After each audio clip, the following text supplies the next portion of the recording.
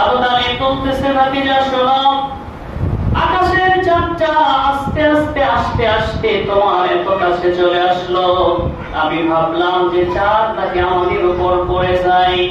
আমি একটা চিৎকার করলাম, চিৎকার করার পরে লক্ষ্য করে দেখি ভাতিজা তোমার হাত যেভাবে লড়তেছে, তুমি শিশু বাচ্চা চাঁদের উপর শুয়ে থেকে তুমি যেইভাবে তোমার হাত নাড়াচাড়া করতেছিলা, তোমার হাতের ইশারায় আকাশের চাঁদ তোমার সাথে খেলা করতেছে। বলেন সুবহানাল্লাহ। আমিনা বলেছিল, এই শিশু বাচ্চা জন্মগ্রহণ করবে, এই শিশু বাচ্চাকে কে খেলতে নিয়ে যাবে, কে বাজারে নিয়ে যাবে, তার বাবা নাই, সে এতিম মানুষ। কিন্তু আল্লাহ তাআলা সেই এতিম নবীকে খেলার জন্য আকাশের চাঁদ নবীজির কাছে পাঠিয়ে দিয়েছিলেন। বলেন সুবহানাল্লাহ। আকাশের চাঁদ দিয়ে নবীজি খেলা করেছেন। কেমন নবী আমরা পেয়েছি, শ্রেষ্ঠ নবী আমরা পেয়েছি, শ্রেষ্ঠ নবীর শ্রেষ্ঠ উম্মত আমরা হতে পেরেছি। সেই জন্য আমরা আবার আল্লাহর দরবারে শুকরিয়া আদায় করি, সকলেই বলি আলহামদুলিল্লাহ। আল্লাহর নবী, বিশ্ব নবী, রাহমাতুল লিল আলামিন এভাবে করে করে যখন কয়েকদিন চলে গেল, সেই সময়ের প্রথা ছিল, একটা নিয়ম ছিল, যে ঘরে শিশু জন্মগ্রহণ করে সেই বংশের মানুষগুলো, সেই মা তাকে দুধ খাওয়াতে পারবে না, তাকে লালন পালন করানোর জন্য দুধ মায়ের প্রয়োজন হয়। বিভিন্ন দূর দূরান্ত থেকে, তায়েফ থেকে, সিরিয়া থেকে, দূর দূরান্ত থেকে লোকেরা আসে, মা আসে, তাদের সন্তানগুলোকে নিয়ে যায়। নিয়ে যাওয়ার বিনিময়ে তারা কিছু টাকা পয়সা উপহার উপঢৌকন পায়। এই একটা নিয়ম ছিল। আমরা সকলেই জানি নবীজির দুধ মাতার নাম ছিল হালিমা। দুধ মাতার নাম কি? হালিমাতুস সাদিয়া। তার বাড়ি ছিল তায়েফে। তায়েফ ছিল মক্কা নগরী থেকে, অর্থাৎ নবীজির জন্মস্থান থেকে তায়েফ ছিল প্রায় 70 কিলোমিটার দূরে। সেখান থেকে হালিমা আরো সেই তায়েফ গোত্রের যে মানুষগুলো ছিল, বনসাদ গোত্রের যে মানুষগুলো ছিল, এক একজন নারী পুরুষ একত্রিত হয়ে তারা মক্কার দিকে আসতেছিল সন্তান নেওয়ার জন্য। এভাবে করতে করতে বেশ কয়েকজন মহিলা, বেশ কয়েকজন পুরুষ একসাথে আসতেছিল। কমস কম 10 জন মহিলা পুরুষ, অর্থাৎ স্বামী স্ত্রী একসাথে মক্কায় আসতেছিল। সাথে ছিল হালিমাতুস সাদিয়া। সে যখন মক্কায় আসতেছিল, তার যে গাধা ছিল, যেই গাধার উপর সওয়ার হয়ে হালিমা এবং তার স্বামী এবং তার সন্তান, একটা ছোট্ট দুধের সন্তান ছিল আব্দুল্লাহ, এই তিনজন যখন আসতেছিল, একসাথে রওনা হয়েছে। কিন্তু আস্তে আস্তে যখন অন্যান্য মহিলারা অনেক দূর পর্যন্ত চলে এসেছে, অন্যান্য মহিলারা চলে আসার পরে এদিক সেদিক তাকিয়ে দেখে হালিমা তাদের সাথে নাই। অর্থাৎ হালিমা, তার যে গাধা ছিল সে অনেক দুর্বল ছিল, সেই গাধার শরীরে শক্তি তেমনটা ছিল না। সেই জন্য হালিমাতুস সাদিয়া এবং তার স্বামী তারা পিছে পড়ে গিয়েছিল। যখন একজন মহিলা আরেকজনকে বলতেছে, আমরা তো অনেক দূর চলে এসেছি, হালিমার জন্য একটু বসবা নাকি, যে হালিমা আসবে, তারপর একসাথে আবার মক্কায় ঢুকবো। কয়েকজন বলতেছে যে না, হালিমা পিছে পড়ে গিয়েছে, হালিমা আসার আগে আমরা মক্কায় ঢুকে যাব এবং ধনী ধনী বাচ্চাগুলো, ধনী ধনী মানুষের বাচ্চাগুলো আমরা নিয়ে আসবো। যেই কথা তেমন কাজ, হালিমাতুস সাদিয়া পিছে পড়ে রইলেন। আর তার সাথে রওনা দেওয়া অন্যান্য মহিলারা মক্কার ভিতরে ঢুকে পড়লেন।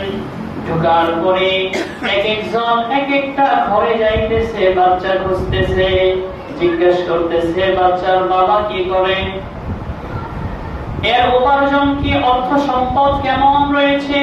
প্রত্যেকটা মহিলারই একটা উদ্দেশ্য ছিল।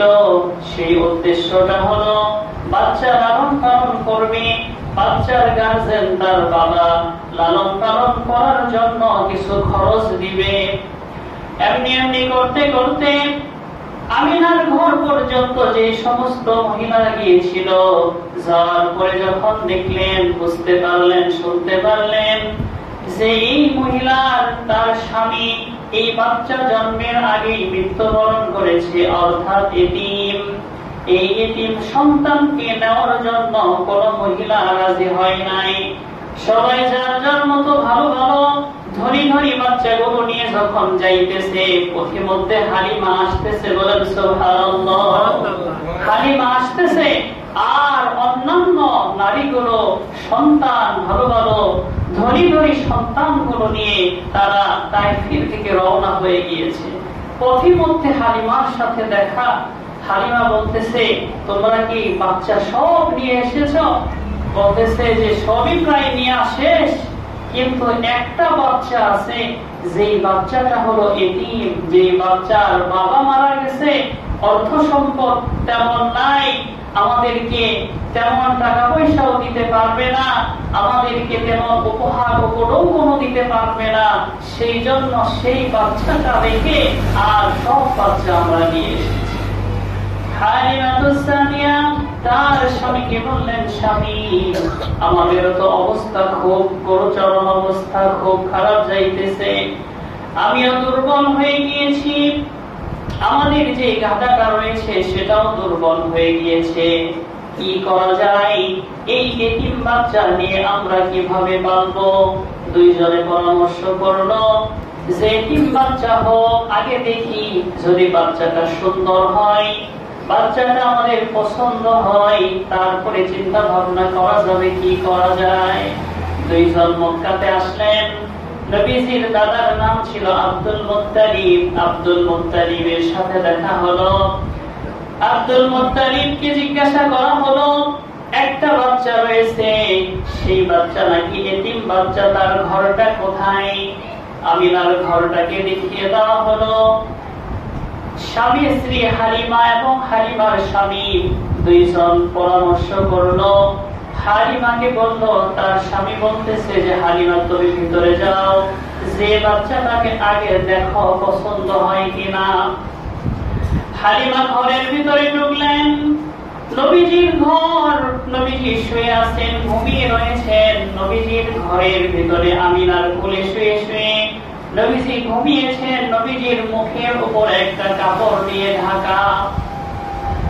আমিনা বলতেছে, কত মানুষ আমার ঘরের দরজা দিয়ে গেল আসলো, কিন্তু এতিম বাচ্চা দেখে কেউ নিতে চায় না, আপনি কি আমার বাচ্চাটা নেবেন নাকি?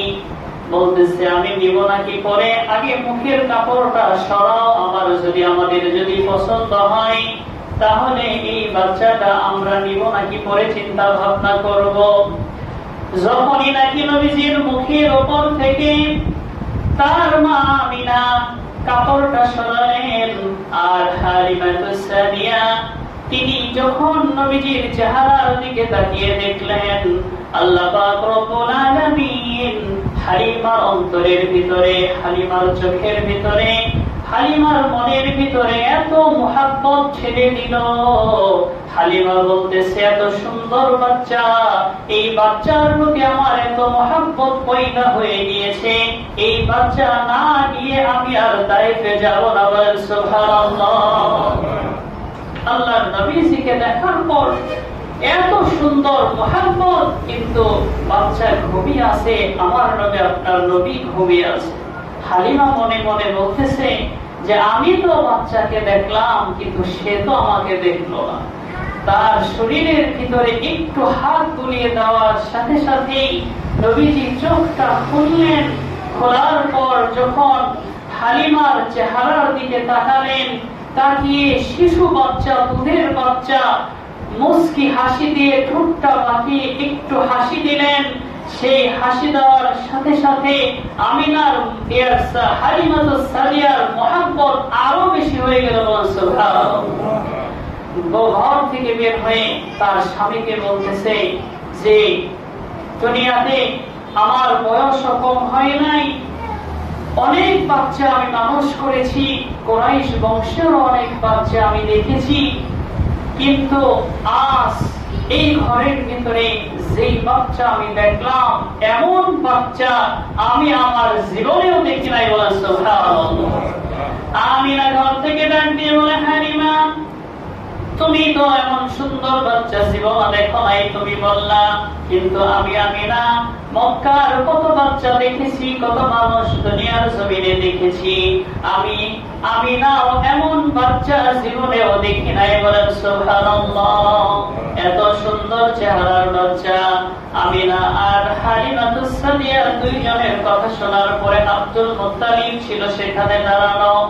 নবীজির দাদা বলতেছে, হে হালিমা এবং আমিনা শোনো, তোমরা হলা মহিলা মানুষ, তোমরা তো বেশি দূর দূরান্তে যাও না, কিন্তু আমি আব্দুল মুত্তালিব সিরিয়ায় যাই ব্যবসা করার জন্য, আমি তাইফে যাই, বিভিন্ন দূর দূরান্তে আমি চলাচল করি, অনেক মানুষ আমি দুনিয়ার জমিনে দেখেছি, অনেক মানুষের সাথে আমার সম্পর্ক, মানুষকে চিনি, এবং আমি কাবা শরীফের মুতাওয়াল্লি এবং কাবা শরীফের ভিতরে যারা তওয়াফ করার জন্য প্রতি বছর আসে, অনেক বাচ্চাগুলো আসে, কেউ অসুস্থ হলে আমি আব্দুল মুত্তালিবের কাছে নিয়ে আসা হয় ঝাড়ফুঁক দেওয়ার জন্য। এই সুবাদে আমার জীবনে এত বয়স পর্যন্ত যত মানুষ দেখেছি, যত বাচ্চা দেখেছি, আমার নাতি মুহাম্মদের মতো বাচ্চা দুনিয়ার জমিনে এত সুন্দর আমি দেখি নাই। বলেন সুবহানাল্লাহ। এই কথোপকথন যখন চলতেছে, হযরতে জিবরাইল আলাইহিস সালাতু ওয়াস সালাম তিনি পিছে হাদিস শরীফের ভিতরে বর্ণনা এসেছে, জিবরাইল বলতেছেন, হে আব্দুল মুত্তালিব, তুমি তো দুনিয়ার জমিনের মানুষগুলো দেখেছো, তোমার বয়স ইয়ার হয়েছে কত, তুমি কত মানুষ দেখেছো, আর আদম আলাইহিস সালাতু ওয়াস সালাম, হাওয়া আলাইহিস সালাতু ওয়াস সালাম থেকে শুরু করে আজ পর্যন্ত পৃথিবীতে যত নবী রাসূল দুনিয়ার জমিনে আল্লাহ তাআলা পাঠিয়েছেন, সমস্ত নবী রাসূলের কাছে ওহী নিয়ে গিয়েছে আমি জিবরাইল। আমি জিবরাইল ইউসুফ নবী কেমন সুন্দর ছিল, ইউসুফ নবীকে আমি জিবরাইল দেখেছি। আমি জিবরাইল ইউনুস আলাইহিস সালাম যখন মাছের পেটে ছিল, আমি জিবরাইল ইউনুস নবীকেও দেখেছি। আমি জিবরাইল নূহ আলাইহিস সালাতু ওয়াস সালাম যখন কিস্তির উপরে ছিলেন, আমি জিবরাইল নূহ নবীকে দেখেছি। আমি জিবরাইল ইব্রাহিম নবীকে যখন আগুনের ভিতরে ফেলানো হয়েছিল, সেই আগুনটাকে ঠান্ডা করার জন্য ইব্রাহিমকে কিন্তু আমি জিবরাইল হেফাজত করেছি, চাদর দিয়েছি। আমি জিবরাইল পৃথিবীতে এমন কোন মানুষ নাই, দেখি নাই।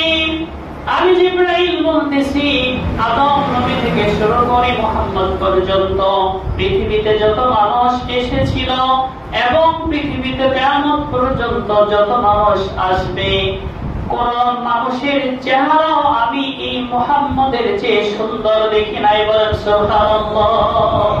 আল্লাহ পাক রব্বুল আলামিন আরশে আজিমের উপর থেকে ডাক দিয়ে বলতেছে, হে লোক সকল শোনো, তোমরা কিভাবে দেখবা আমি আল্লাহ মুহাম্মদের চেয়ে সুন্দর করে কোন মানুষ পৃথিবীর জমিনে বানাই নাই। বলেন সুবহানাল্লাহ।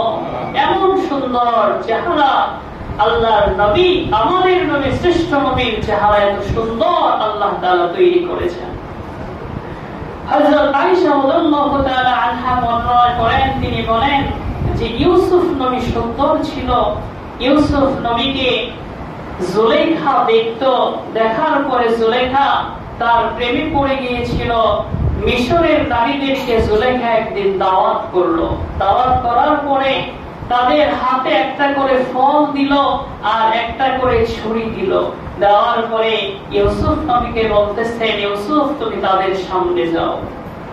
যখন ইউসুফ সেই মহিলাদের সামনে গেল, তখন জুলেখা হুকুম দিল যে হে মিশরের নারীরা, তোমাদের হাতে যে ফল দেওয়া হয়েছে আর ছুরি দেওয়া হয়েছে, এখন তোমরা ফলটা কেটে ফল খাও।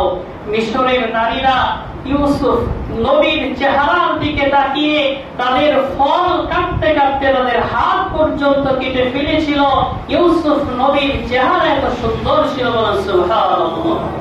হযরত আয়েশা রাদিয়াল্লাহু তাআলা আনহা নবীজির স্ত্রী ছিলেন, তিনি বর্ণনা করেন মিশরের নারীরা যখন ইউসুফ নবীকে দেখে ফল কাটার সময় তাদের হাত কেটে ফেলেছিল, আর যদি সেই নারীগুলো আমার ঘরের নবী মুহাম্মদকে দেখত তাহলে হাত কাটা না, নবীজির সৌন্দর্যে মুক্ত হয়ে তাদের কলিজা পর্যন্ত কেটে ফেলত। বলেন সুবহানাল্লাহ।